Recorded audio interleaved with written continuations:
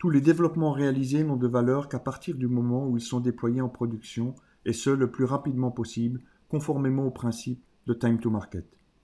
En suivant les principes de DevOps, l'idée est d'avoir un processus automatisé qui permette à un même package de passer d'environnement en environnement sans avoir besoin de le recompiler, simplement en changeant la configuration. On élabore ce que l'on appelle un pipeline de release. Pour ce faire, Visual Studio dispose de fonctionnalités de release management répondant à ce scénario. La première étape consiste à créer une release définition qui, comme on le voit, ressemble à une build définition. On spécifie les différentes étapes du déploiement pour un environnement donné. On pourra ensuite créer plusieurs environnements tels que Dev, Staging et Prod.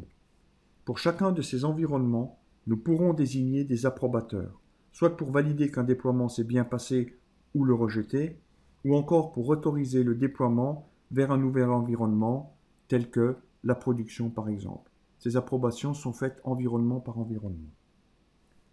Nous allons maintenant lancer une nouvelle release en lançant la commande Create New Release. On va pouvoir choisir l'étape jusqu'où on souhaite aller dans la release. Ici, nous allons prendre de dev jusqu'à prod, ainsi que le package de déploiement à utiliser qui nous est fourni par la build. On va pouvoir ensuite suivre les étapes de déploiement de façon similaire à ce que l'on a pour une build. Donc ici, nous sommes connectés à l'agent et on voit bien le déploiement s'effectuer sur l'environnement de développement dans un premier temps. Puis il va s'enchaîner sur l'environnement de staging. Ici, on voit une demande d'approbation pour valider le déploiement sur l'environnement de recette staging.